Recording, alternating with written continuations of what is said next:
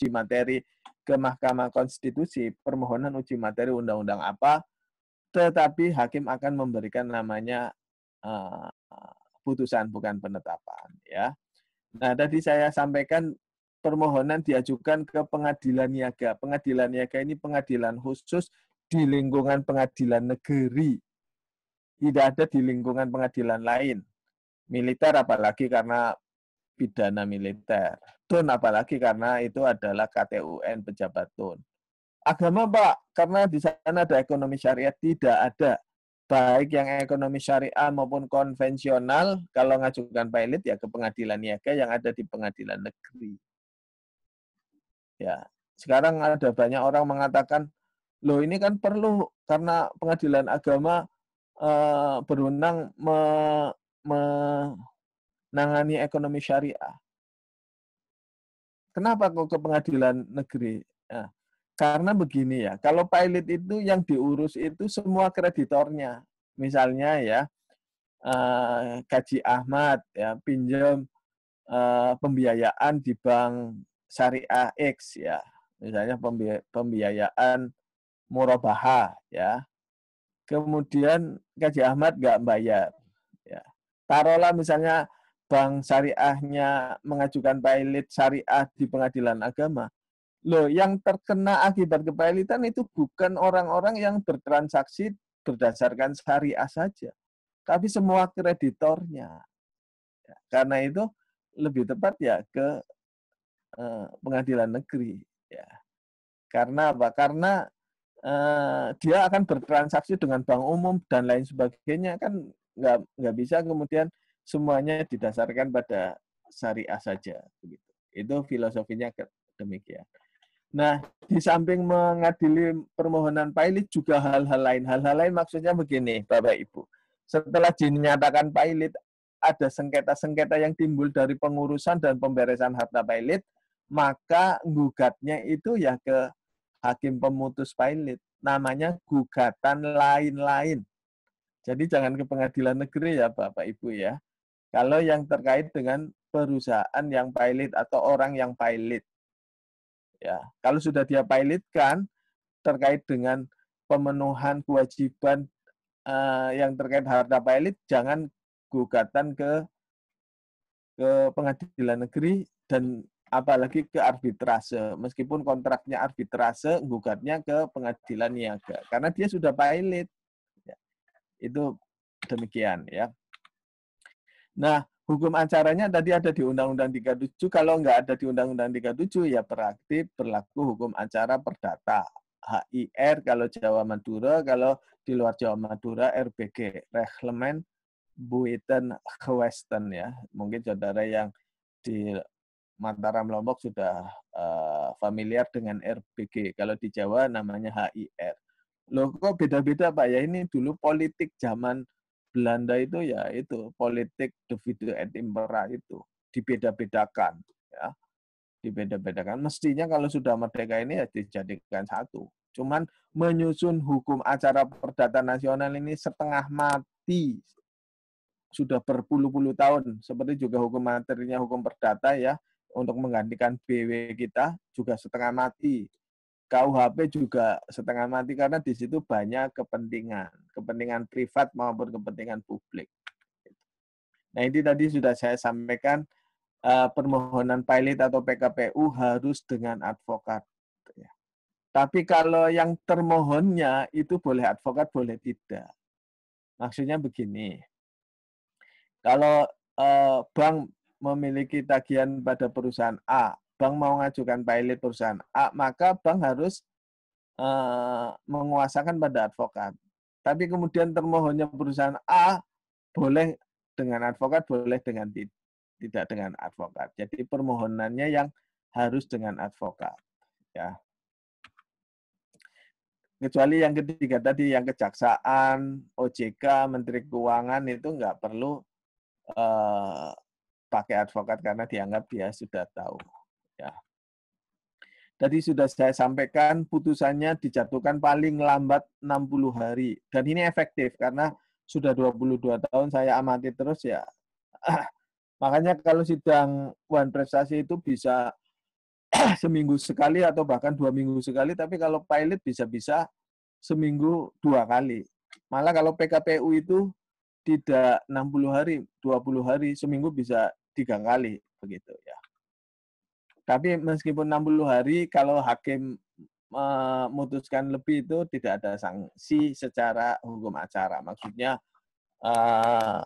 nanti dibatalkan di Mahkamah Konstitusi dengan alasan melebihi itu enggak ada. Ya. Tapi mungkin secara internal itu bisa dikenakan sanksi indisipliner oleh internal Mahkamah Agung. Ya. Tadi sudah saya sampaikan 2 syarat dan pembuktiannya sederhana. Nah, ini hal yang penting mengenai akibat kepailitan ya. Bapak Ibu itu di dalam putusan pilot itu bunyinya nggak macam-macam, hanya bunyinya begini, menyatakan misalnya yang dimohonkan PTA pilot dengan segala akibat hukumnya. Mungkin saya tak lihat barangkali ada yang contoh putusan. Nah, ini ada.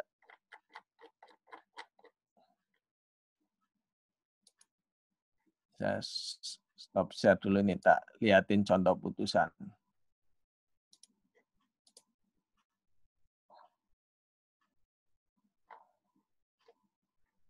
Ini ya Bapak Ibu, kelihatan ya. Nah, ini contoh putusan pilot itu begini, ya, menyatakan termohon pilot PTX dengan segala akibat hukumnya. Nah, akibat hukumnya ya harus membaca di undang-undang. Kalau perdata itu tidak, harus detail amarnya. Ya, menyatakan si A wan prestasi, menyatakan A berhutang pada penggugat sebesar 1 miliar, menyatakan bahwa menyita rumah A di jalan ini, kemudian dan lain sebagainya. Ya, putusan ini bisa dijalankan terlebih dahulu. Kalau nggak ada disebut di amar, nggak bisa dieksekusi. Bahkan yang disebut di amar pun kadang-kadang bisa non-eksekutable. Kalau di kepailitan cukup pilot dengan segala akibat hukumnya. Akibat hukumnya banyak ya. Nanti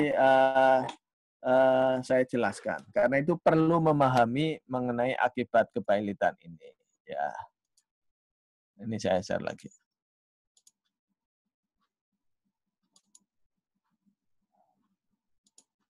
Ya, akibat yang pertama, ya, putusan pilot itu demi hukum berlaku serta-merta meskipun diajukan upaya hukum ya. Upaya hukum di dalam kepailitan itu langsung kasasi, nggak ada banding ya. Jadi kalau dipilotkan di Pengadilan Niaga Surabaya, maka kasasinya ke Mahkamah Agung, tidak ke Pengadilan Tinggi, nggak ada ya. Tetapi meskipun kasasi, putusan pilot itu serta-merta memang betul-betul mematikan tadi ya. Jadi kalau perdata itu nanti tunggu inkrah. Kalau pilot tidak usah nunggu inkrah-inkrahan. Di samping putusannya cepat juga tidak usah nunggu inkrah-inkrahan. Contoh dulu ada namanya Telkomsel dinyatakan pilot di Pengadilan Niaga Jakarta. Maka langsung kurator bekerja. Ya. Kemudian Telkomselnya mengajukan kasasi ke Mahkamah Agung. Tetap berlaku meskipun dia mengajukan kasasi Mahkamah Agung. Baru setelah itu Mahkamah Agung membatalkan putusan pilot tersebut. Nah, begitu dibatalkan jebret, ya sudah selesai. Dia tidak pilot lagi. Tapi pada waktu diajukan satu upaya hukum, maka itu tetap berlaku. Jadi Bapak Ibu, kalau jadi advokat itu jangan mengumumkan di koran, oh jangan melakukan transaksi terhadap harta klien saya debitor karena putusan pilotnya masih belum inkrah karena masih kasasi. Ya, kelihatannya bagus, tapi nanti kalau yang tahu kepailitan ya cuman mesam-mesem. Mesam-mesem itu senyum-senyum. Ya, ini orang nggak tahu kepailitan. Nah, tapi enggak apa-apa namanya advokat ya. Apapun upaya bisa digunakan minimal untuk orang yang nggak tahu begitu ya. Nah, Beda dengan perdata. Kalau perdata sudah diputus kalah, tapi kemudian masih banding kasasi, itu kan belum inkrah. Ya. Yang kedua, kepailitan itu hanya mencakup persoalan harta kekayaannya saja, tidak mencakup status pribadinya. Maksudnya gimana? Kalau ada orang pailit si A, orang ya, bukan perusahaan, maka tugas kurator mengurus hartanya A saja, tidak mengurus pribadinya. Contoh pribadinya, kalau dia mau nikah, mau kawin, ya bukan diwakili kurator, karena itu kawin nikah itu tidak ada hubungannya dengan harta kekayaan. Maksudnya sahnya perkawinan pernikahan kan tidak digantungkan harta. Loh Pak, ada maharnya kan kalau nggak punya uang pun bisa dengan Bismillahirrahmanirrahim pun bisa. Ya kan ada film Kupinangkau dengan Bismillahirrahmanirrahim. Atau siapa tahu si itunya tidak mempelai wanitanya tidak menuntut mahar ya. Atau maharnya dibayari saudaranya kan bisa. Ya. Kan enggak masalah karena yang pailit kan harta kekayaannya debitor itu. Nah, ini misalnya pailit kemudian bulan depan ada pilkada serentak ya. Si A pailit ya. Yang masuk ke TPS itu bukan kurator karena apa? Nyoblos itu bukan terkait dengan harta kekayaan. Karena itu kan hak privat pribadi yang melekat pada dia. Nah, atau si A pilot kemudian dia kuliah ya di Unram kalau di Mataram atau UNER kalau di Surabaya. Ya yang masuk kuliah itu bukan kuratornya ya, tapi ya pribadinya. Ya tidak bisa diwakili kurator. Loh Pak, kuliah kan bayar kan bisa jadi saudaranya orang tuanya membayarin gitu, misalnya begitu. Nah, dengan terjadinya pailit, si debitor itu kehilangan hak mengurus hartanya, semua hartanya, ya, mengurus maupun menjual itu sudah tidak boleh. Kalau ada orang pailit masih menjual harta, maka dia berarti menjual barang dalam sitaan. Tadi kan kepailitan adalah sita umum, bisa masuk pidana. Ya di Surabaya ada terjadi seorang suami dipailitkan, ya. Kemudian kebetulan suami itu juga terlibat pidana ditahan ya. Kemudian istrinya itu tahu-tahu membeli mobil Avanza ya. Maka itu enggak boleh karena apa? Kan hartanya itu berarti harta pailit ya. Karena apa? Suami istri kalau pailit itu menjadi satu kesatuan ya. Kecuali kalau nanti ada perjanjian kawin begitu. Kemudian yang keempat ya, perikatan sebelum pailit dan belum selesai, maka berhenti. Nah, ini bahayanya di sini. Jadi kalau ada orang beli apartemen, kan itu baru PPJB, belum selesai AJB. Pailit, maka menurut ketentuan pasal 34 itu PPJB-nya berhenti, tidak bisa diteruskan AJB. Nah, pasal 36 kecuali kurator membolehkan. Nah, ini kan kalau kurator membolehkan itu kan bisa membolehkan, bisa nggak membolehkan atau meneruskan. Maka ini banyak kasihan ya. Di Jakarta itu banyak apartemen-apartemen yang misalnya dia bangun tower ada 4, tower 1, tower 2, tower 3, tower 4. Yang tower 1, 2 sudah selesai, sudah diserahkan. Nah, yang tower 4 dalam pembangunan ternyata macet kemudian dipailitkan. Nah, akibatnya 1, 2, 3, 4 semuanya jadi harta pailit. Karena kan badan hukumnya jadi satu. Kasihan, orang sudah terima, sudah menghuni, tahu-tahu dilelang sama kuratornya karena itu menjadi harta pailit. Karena biasanya mereka belum AJB, karena belum ada sertifikat masih dalam pengurusan dan lain sebagainya. Hati-hati ini. Ya. Kemudian 5, nah ini saktinya kepailitan juga bisa menggugurkan putusan atau penyitaan sebelum pailit. Misalnya tadi ya, saya digugat A menang 1 miliar, harta saya disita sama pengadilan di CB, konservator berselah dulu sebelum eksekusi. Begitu di CB belum dieksekusi, saya pailit. Maka CB-nya itu gugur. dan si A tidak bisa meneruskan menyita hartanya karena itu nanti dia harus mendaftarkan kepada kurator, ya. Karena ini yang nomor 6 adalah pemenuhan dari atau kepada debitor pilot tidak dapat langsung tetapi mendaftarkan termasuk pajak.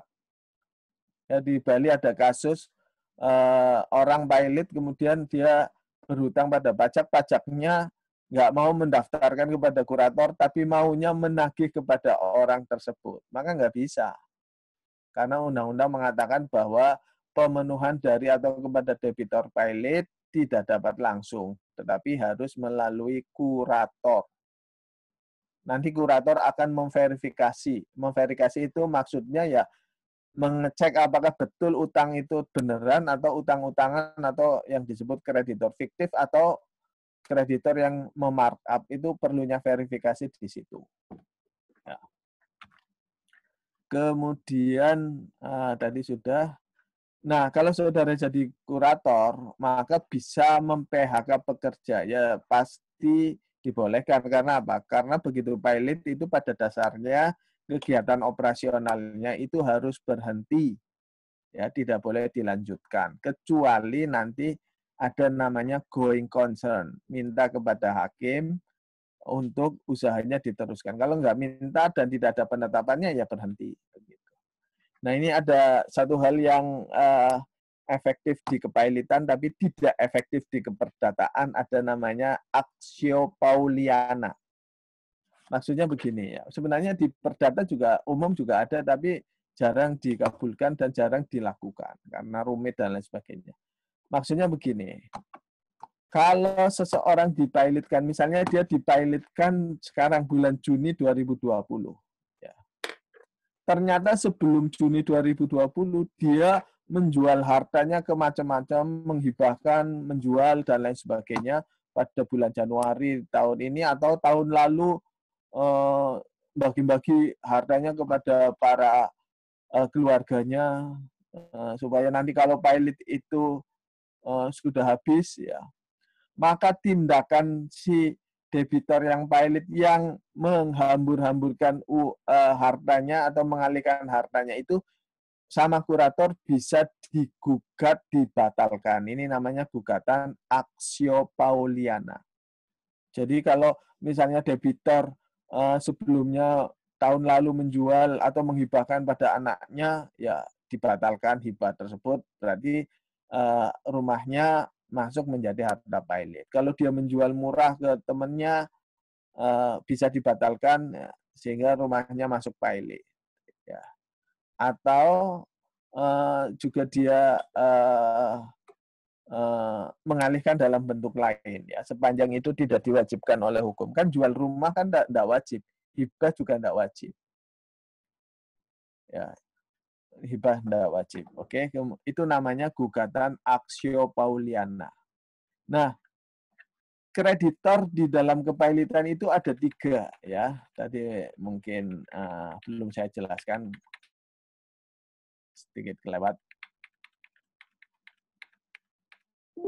Ini kreditor di dalam kepailitan itu ada 3, yaitu namanya kreditor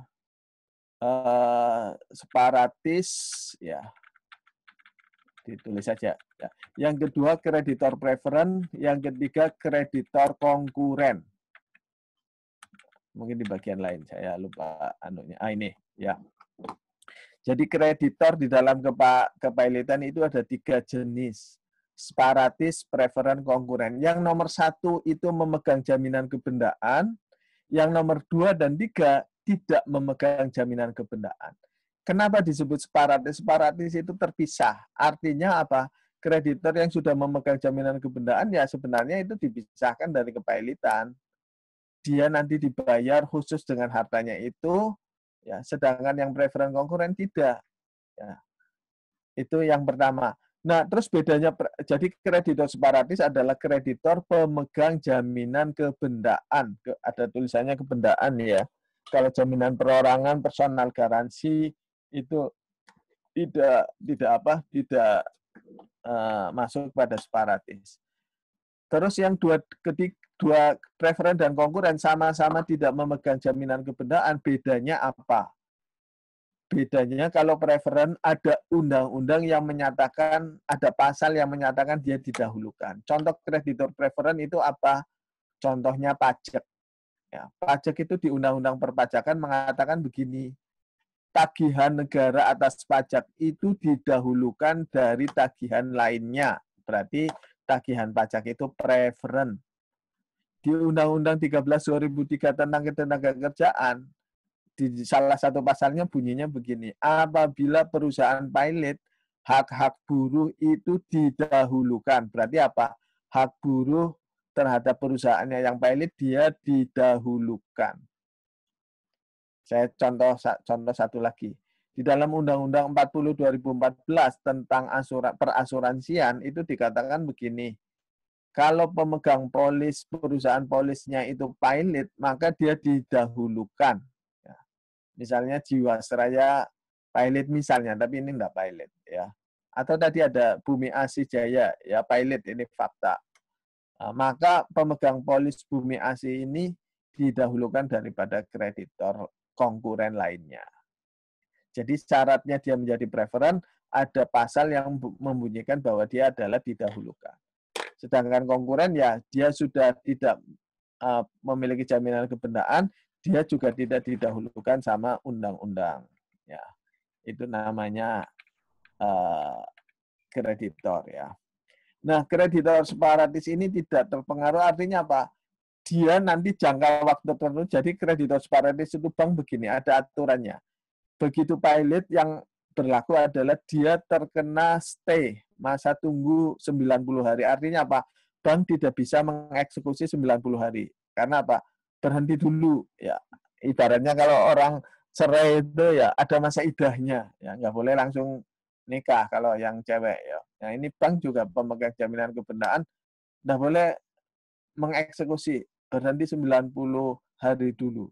Nah, kalau 90 hari kemudian nanti ada tahapan namanya tahapan insolvensi. Nah, setelah tahapan insolvensi ini baru si bank pemegang jaminan itu mengeksekusi sendiri, namanya parata eksekusi selama 2 bulan.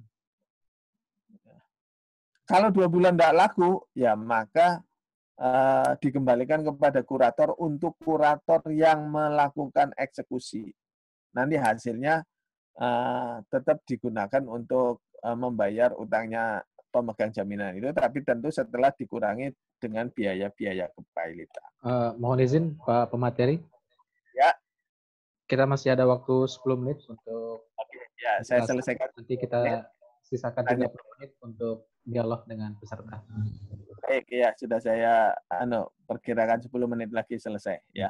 Kemudian yang 11 ada namanya hassling, paksa badan.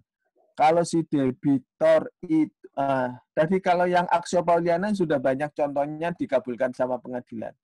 Nah, yang hassling itu begini, kalau ada debitor itu tidak kooperatif, ya dia diundang rapat nggak datang, dia ditanya hartanya di mana saja dia melawan. Nah, ini sebenarnya bisa diajukan paksa badan, hassling ke pengadilan. Cuman sampai sekarang pengadilan belum pernah mau mengabulkan permohonan paksa badan terhadap debitor yang kurang kooperatif ini.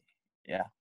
Kemudian akibat yang lain adalah kalau ada direktur sebuah PT pilot, maka dia tidak bisa menjadi direktur pada PT lain. Ya. Tapi ini jangka waktunya hanya 5 tahun. Setelah 5 tahun ya bebas lagi. Kenapa 5 tahun? Ya dianggap 5 tahun ini kepilotan ini bisa selesai sehingga dia sudah bebas dari kepilotan yang PT sebelumnya. Kalau sebelum 5 tahun dianggap dia harus membantu kurator di dalam pengurusan dan pemberesan. Nah, dalam hal-hal tertentu di KUHP ya pasal 396 sampai 400 sekian itu ada pidana terkait dengan kepilotan. Contohnya misalnya tadi si debitor pilot itu menggelapkan harta ya. Jadi kalau dia pilot itu ada pasal khususnya. Di luar 37 penggelapan itu di luar 372 ya, 372 dan seterusnya. Nah, 39.400 dan lain sebagainya itu ada ketentuan juga kalau kreditor memarkup tagihan itu juga bisa kena pidana. Nah, di samping kurator itu di dalam kepailitan itu ada namanya hakim pengawas ya. Tadi sudah saya contohkan di kepailitan ini, saya tunjukkan lagi ya. Ini di dalam putusan pailit, selain menyatakan pailit juga yang kedua menunjuk hakim tertentu sebagai hakim pengawas. Dan yang ketiga menunjuk orang tertentu atau PHP itu sebagai kurator. Ya, jadi di situ ada istilah kurator, ada istilah hakim pengawas. Kalau yang memutus kepailitan itu namanya hakim pemutus. Ya, kembali ke ini hakim pengawas ya, mengawasi kurator di dalam kepailitan ini. Nanti tugas-tugasnya bisa saudara baca. Ya. Yang terakhir ya,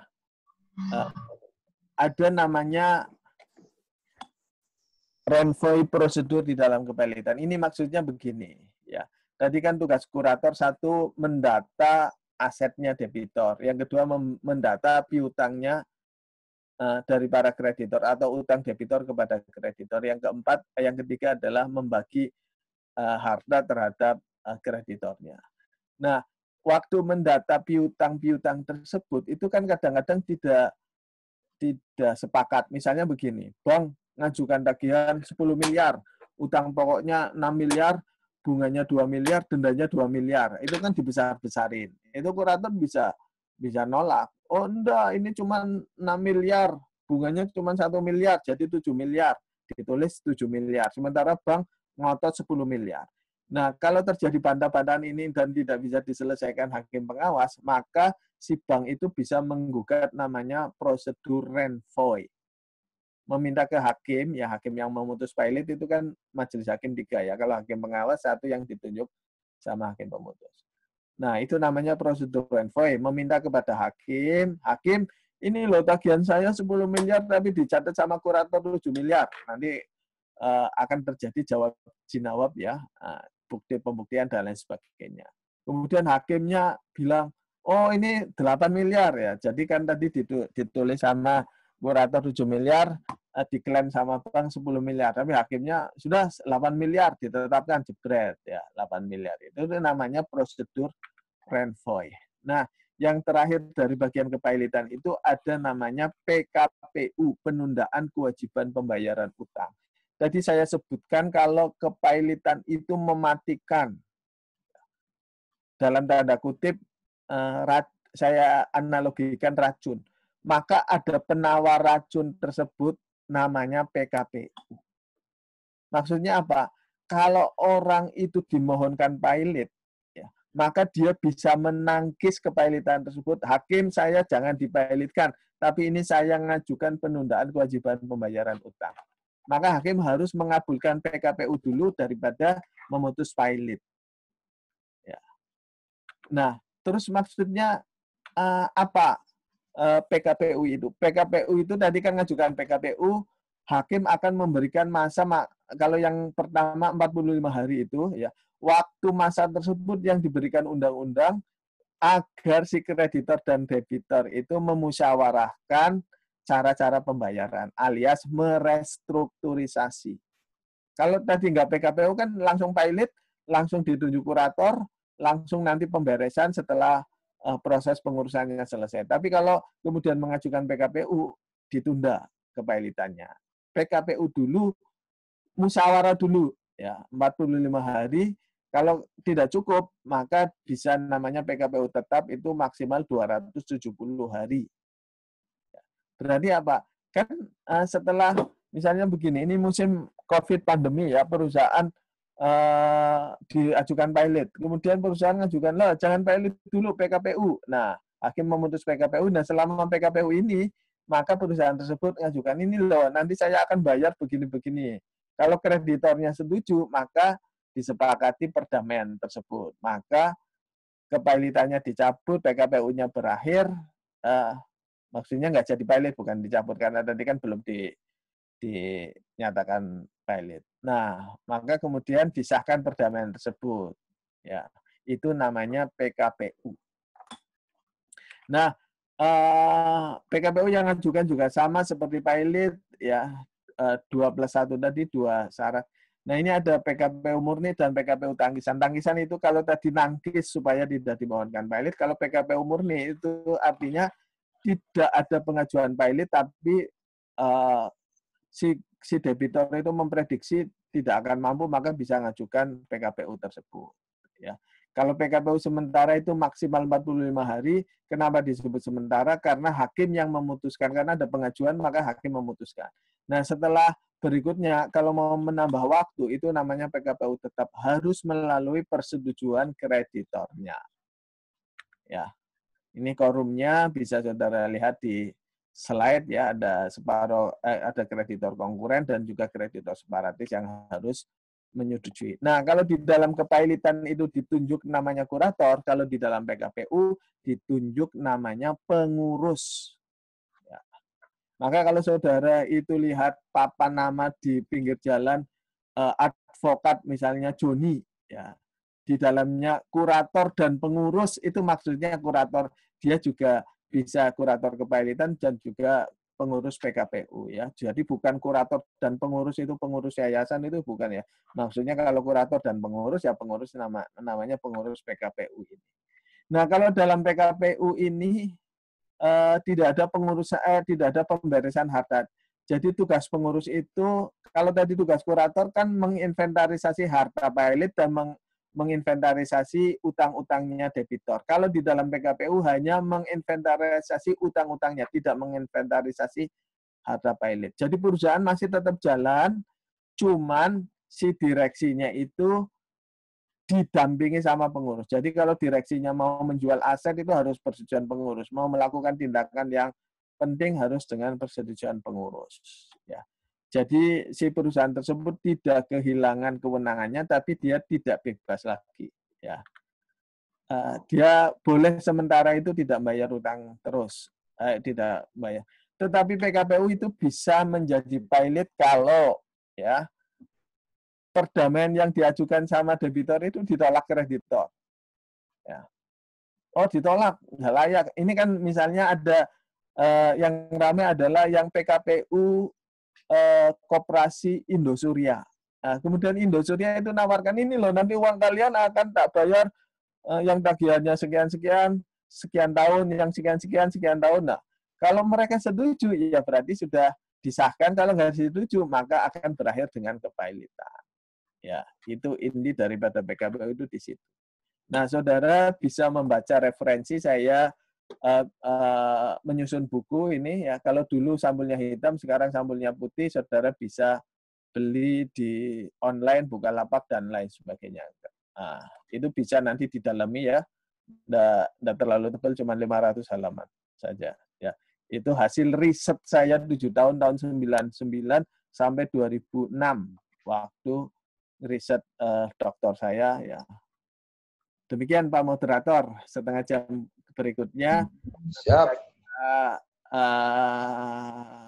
Tanya jawab, silahkan. Baik, terima kasih Bapak pemateri, Bapak Dr. Muhammad Hadi Subhan. Luar biasa tadi pematerinya. Materi tentang kepailitan, hukum acara pengadilan niaga. Untuk Bapak Ibu yang ingin bertanya, saya persilahkan untuk satu pertanyaan ya, agar semuanya merata. Saya persilakan Pak Bambang Arianto dulu dari Surabaya. Silakan diaktifkan mic-nya, Pak Bambang. Ya, Assalamualaikum warahmatullahi wabarakatuh. Waalaikumsalam warahmatullahi wabarakatuh. Terima kasih Pak Hadi Subhan atas penyampaian materinya. Saya ingin bertanya berkaitan dengan syarat untuk pengajuan kepailitan.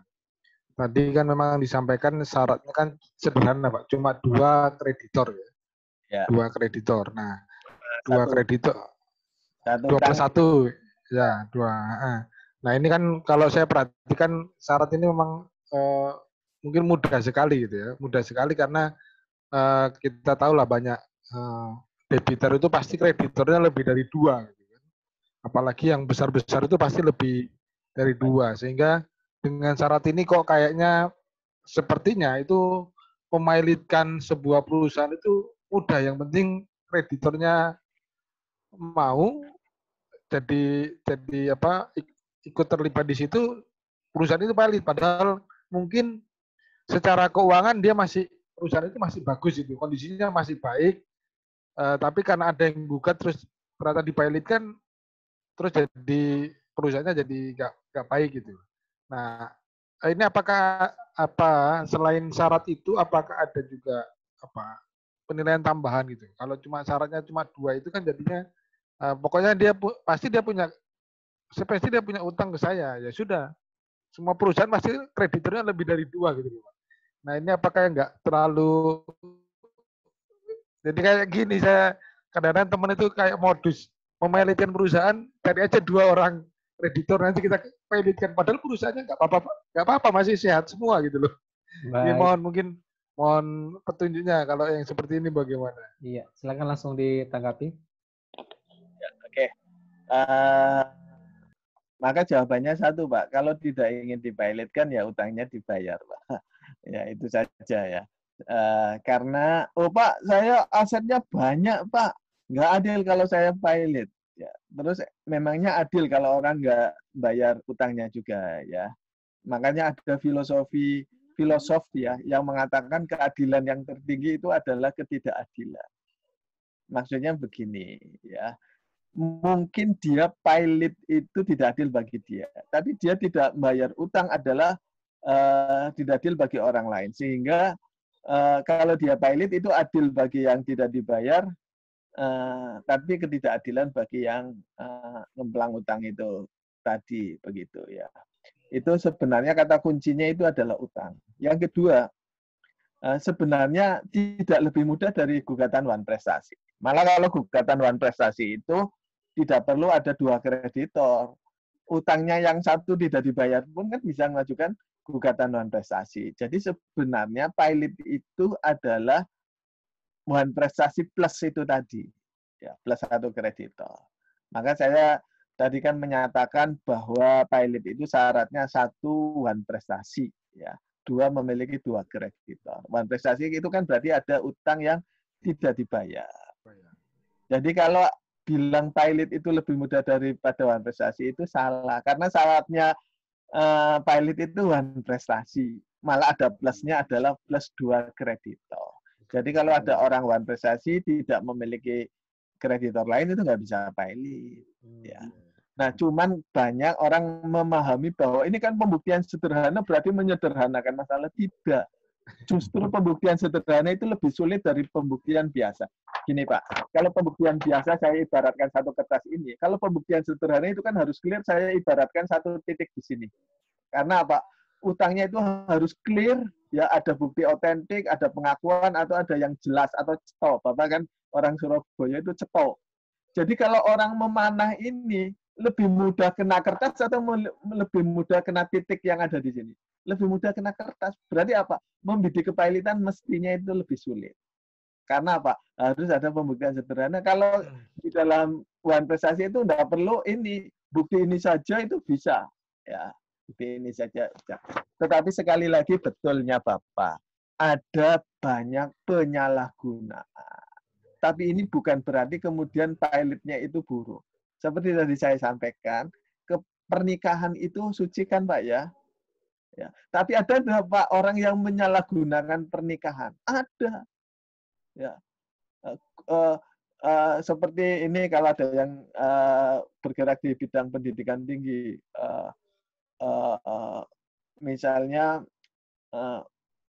orang belajar di kampus itu baik mulia, tetapi ada orang yang menyalahgunakan kampus. Misalnya mohon maaf ada dosen yang mohon maaf sekali melecehkan bimbingannya. Ya bukan berarti kemudian kalau gitu nggak usah perlu ada kampus-kampusan karena nanti ada dosen melecehkan bimbingannya. Mohon maaf lagi kalau ada dosen yang transaksi untuk lulus, ya. Kan bukan proses belajar mengajarnya yang buruk, bukan kuliahnya menuntut ilmunya yang buruk, tapi ada oknum. Demikian juga di kepailitan. Ada oknum-oknum yang mengail di air yang keruh. Ya, itu.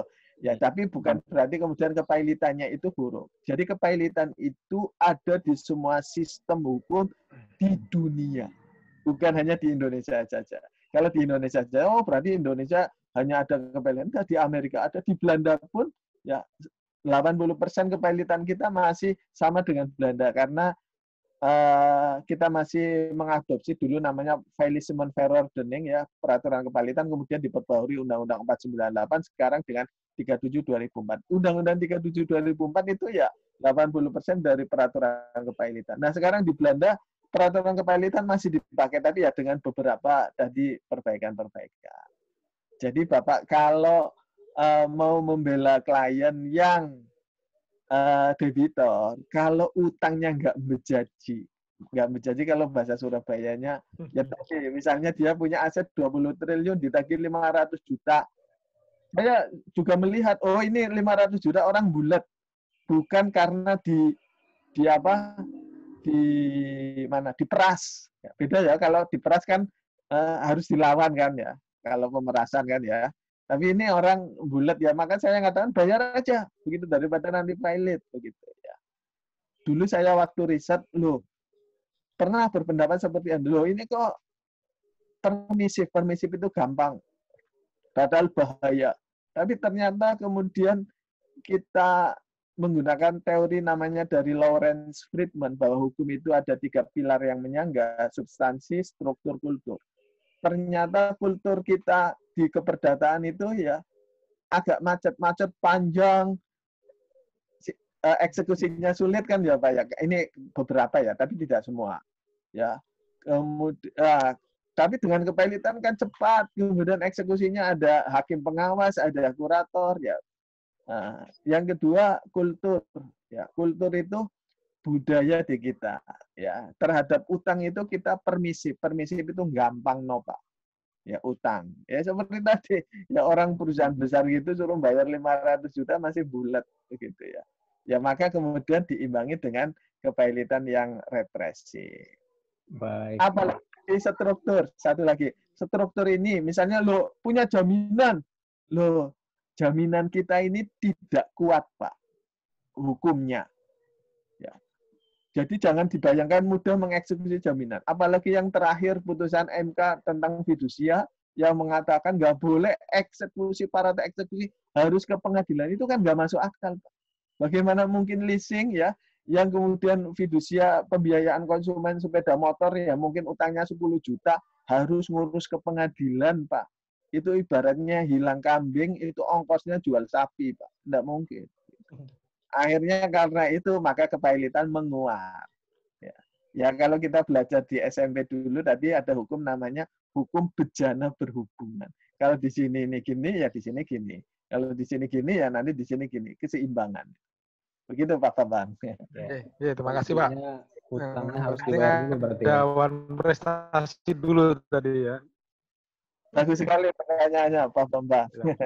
Baik. Terima kasih penjelasannya. Pak Bambang, terima kasih pertanyaannya. Ibu Dr. Nurjana sudah angkat tangan. Singkat saja ya, Bu Dr. Nurjana. Satu pertanyaan saja. Ya, terima kasih Pak Zaki. Assalamualaikum warahmatullahi wabarakatuh. Selamat pagi Bapak. Pertanyaan saya terkait dengan ini Pak. Tadi sempat dibahas tentang ketika kurator misalnya mengambil informasi dari pihak debitur dan kreditor, tetapi ternyata jumlah utangnya itu berbeda catatannya. Ya. Di bidang kok di perbankan kan jelas ya Pak, ada OJK gitu yang memberikan pencatatan jelas di debit baki OJK terkait dengan pokok, hutang, kemudian bunga dan denda. Ya. Tapi kalau misalnya di perusahaan-perusahaan yang mungkin tadi ada persoalan terkait dengan utang piutang, biasanya selain notaris ya Pak ya, biasanya kan notaris juga menjadi pihak yang mencatat jumlah utang. Mungkin kenapa timbul perbedaan jumlah itu kira-kira disebabkan oleh apa saja Pak? Kemudian kira-kira sedikit Pak tentang ini mungkin, apakah boleh nih suami istri itu adalah pihak yang menjadi debitur di perbankan. Dia mempunyai dua akad kredit gitu.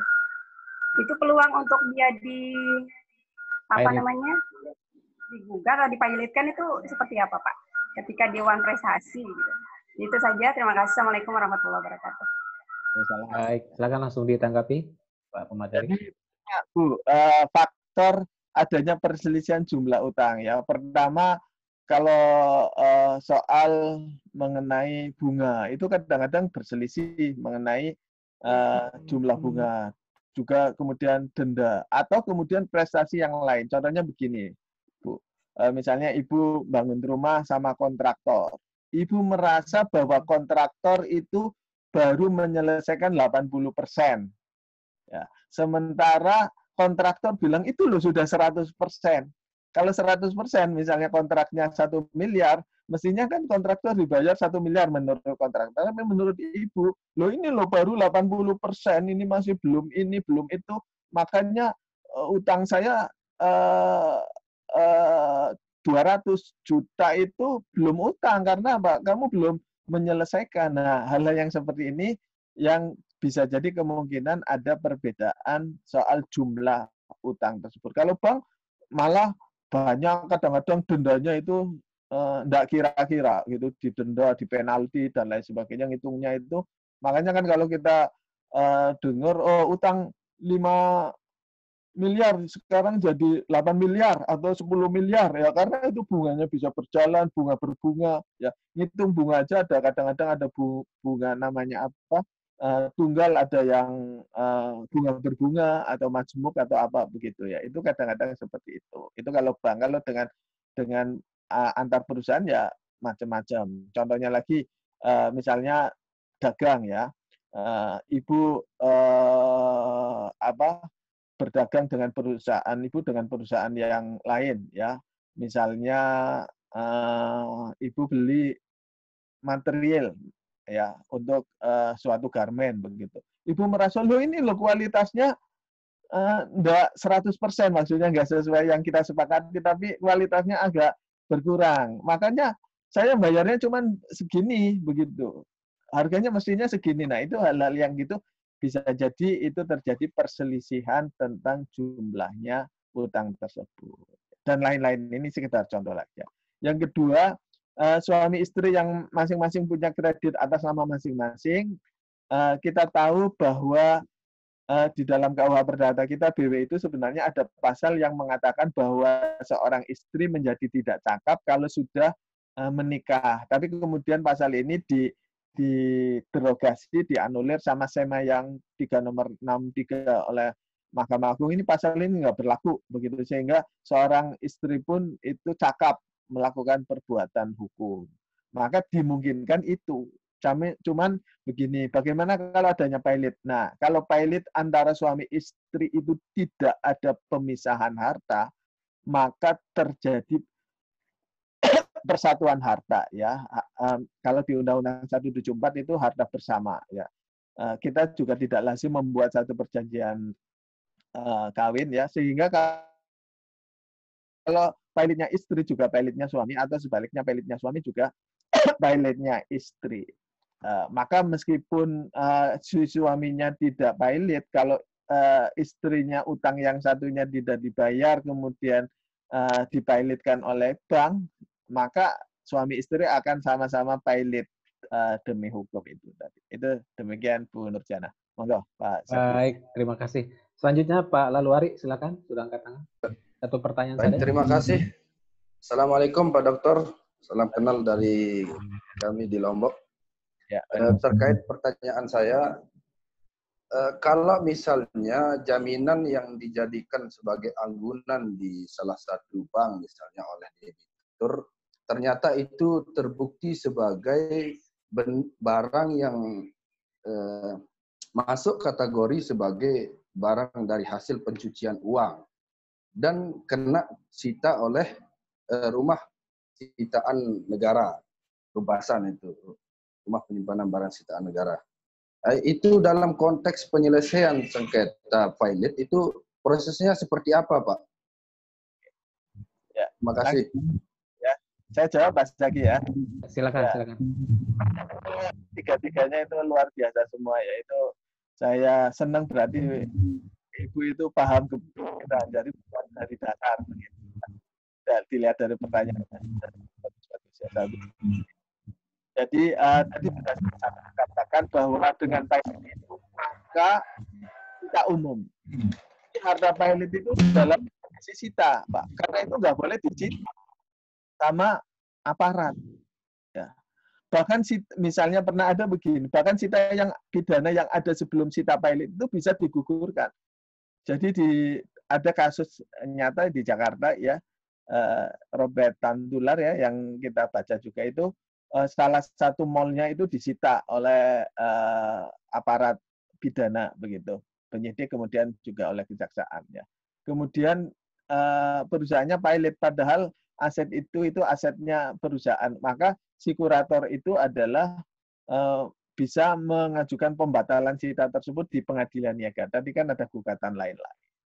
Ya, dengan demikian intinya begini, Pak Lalu Arik ya. Kalau ada penyidik atau penuntut umum mau menyita, maka izin dulu ke pengadilan niaga. Ya, dengan gugatan lain-lain tadi, meminta kepada pengadilan niaga, pengadilan, hakim, ini loh hartanya, ini harta mobilnya si X ini adalah pencucian uang. Maka di situ akan terjadi proses pembuktian. Benar enggak itu adanya pencucian uang. Bisa jadi kan begini Pak ya. Tindak pidananya itu tahun 2018. Dia beli mobil loh tahun 90. Ya. Kan di situ bisa dibuktikan apakah mungkin mobil yang beli tahun 90 itu hasil pencucian uang terhadap tindak pidana pokok yang dilakukan 2018. Kan tidak mungkin. Mirip yang tadi saya contohkan yang Robert Tantular itu loh asetnya warisan dari engkongnya dia tahun 70. Padahal kan dia taruhlah dia melakukan tindak pidana perbankan tahun 2010. Kan jauh, maka dibatalkan sama hakim. Ya. Disitulah pentingnya suatu perselisihan itu dikemukakan di depan hakim. Yang kedua, ya penyitaan itu kan hanya cukup oleh KPN, berarti tidak melalui satu due process, tidak diperiksa secara fair. Kalau kepailitan diperiksa sama hakim, ada masing-masing sama-sama membuktikan. Maka kenapa sita umum pilot itu bisa lebih tinggi daripada sita pidana tadi, termasuk sita pencucian uang. Yang ketiga, yang terakhir, belum tentu urusan pilot itu menyangkut urusan privat yang kepentingannya lebih kecil daripada urusan pidana yang biasa disebut hukum publik. Belum tentu. Saya contohkan. Ya.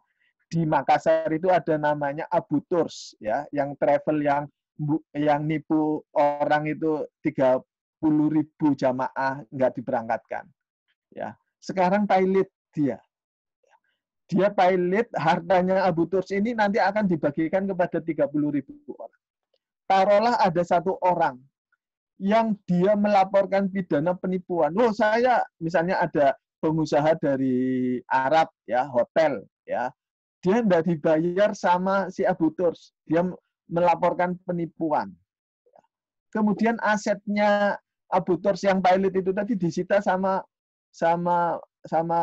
kepolisian atau kejaksaan untuk kepentingan satu orang pengusaha Arab Saudi yang perhotelan tadi.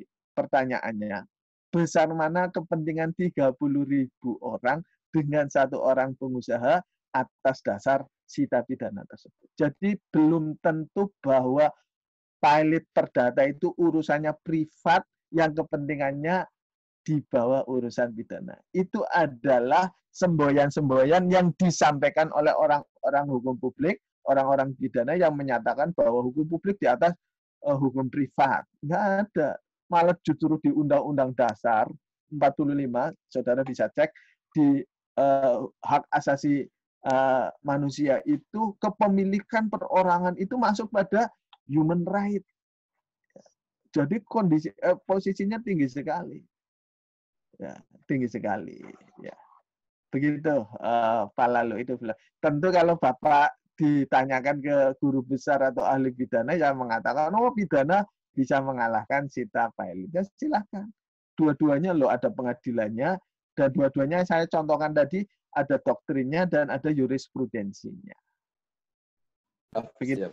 Baik, terima kasih penjelasannya Pak Dr. Muhammad Hadi. Waktu kita sudah hampir habis.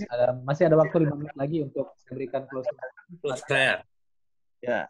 Sayang sekali sudah habis waktunya. Atau satu aja. Ya, satu. Silakan kalau begitu. Singkat saja ya. Ya, tidak apa-apa. Silakan. Bismillahirrahmanirrahim. Assalamualaikum warahmatullahi wabarakatuh. Waalaikumsalam warahmatullahi wabarakatuh. Ini ada keterkaitan juga pertanyaan saya ini Pak Dokter.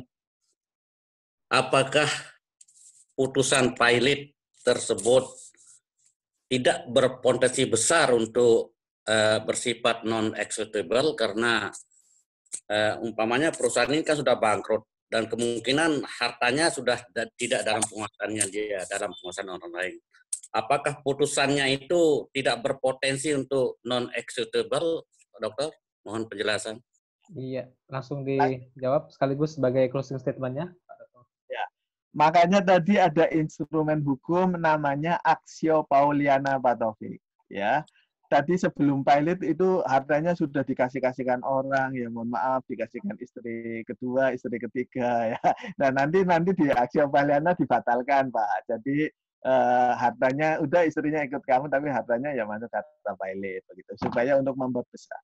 Memang betul sekali Pak Taufik, kadang-kadang hartanya debitur pilot tidak menyelesaikan semua utang. Memang betul. Apalagi kalau pilotnya itu berdasarkan tadi tipu-tipu ada koperasi oknum. Ingatlah ya, koperasi ini oknum yang menyalahgunakan ya.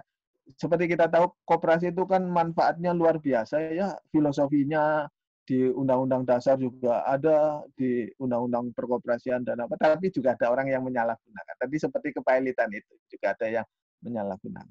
Nah, kalau debitornya itu dari tipu-tipu pasti hartanya habis kan Pak, karena hartanya itu untuk foya-foya, untuk hal-hal yang lain kan gitu. Ya, saya nggak yakin itu yang koperasi, Bapak tahu yang KSP Indosuria itu tagihannya 14 triliun. Ya, Bapak bisa di-search. Hartanya saya nggak yakin 2-3 triliun itu ada apa enggak, berarti apa sisanya itu nggak kebayar. Ada sebuah riset ya yang dilakukan oleh Bank Dunia Pak terhadap recovery rate kepailitan di Indonesia. Average 25%. Maksudnya apa? Yang 75% ya memang nggak kebayar karena hartanya nggak ada. Kalau average ya berarti ada yang 100%, ada yang 20%. Ya yang Abu Turs itu saya nggak yakin misalnya sudah bayar umroh 10 jutaan. Dibayar 100.000 aja loh, ada udah untung begitu ya. Karena apa? Karena ya tadi kalau tipu-tipu kan namanya ponzi, permainan ponzi itu kan yaitu yang uang yang terakhir untuk membayar uang yang dulu dan lain sebagainya ya sambil dinikmati oleh yang oknum itu tadi begitu. Jadi maka ada namanya Aksio Pauliana. Maka kalau terpaksa Aksio Pauliana nggak ada pun di dalam pasal 18 Undang-Undang Kepailitan, ya sudah kepailitannya dicabut, selesai, dan badan hukumnya dibubarkan, Pak. Kalau yang pailit orang, ya nggak mungkin orangnya dibubarkan, kan nggak mungkin. Orangnya ya tetap hidup, tapi utangnya nggak hilang. Ya, tapi dicabut bisa, begitu. Nah, itu Pak Taufik, ya. Karena ini keterbatasan waktu. Terima kasih. Ya.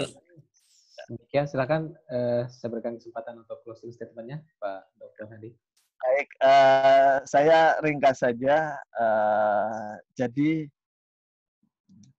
nanti Bapak Ibu bisa mendalami macam-macam di kepailitan ini di ini Pak,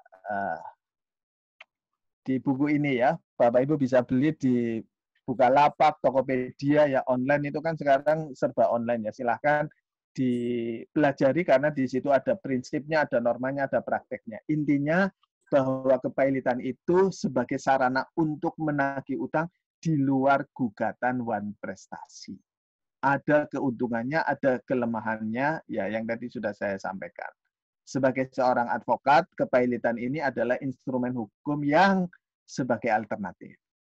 Ya, sehingga Bapak atau Ibu memiliki banyak instrumen hukum yang bisa jadi kepailitan itu bisa jadi ya lebih efektif daripada gugatan yang lainnya. Itu aja Pak Zaki. Mohon maaf kalau ada kurang lebihnya. Demikian begitu. Baik, terima kasih atas pemaparannya pada pagi hari ini, luar biasa. Terima kasih juga kepada para peserta yang sudah menyimak dengan seksama materi kita. Sampai ketemu di kita akan lanjutkan lagi jam 11 kita ada materi. Sampai ketemu di materi berikutnya, di PKPA berikutnya mungkin kita ketemu lagi Pak Dr. Hadi. Ya, baik. Kalau gitu saya izin live dari Zoom ini. Sekian. Wassalamualaikum warahmatullahi wabarakatuh. Waalaikumsalam warahmatullahi wabarakatuh. Ini saya tutup dulu sebentar. Teman-teman bisa live dulu sebentar ya.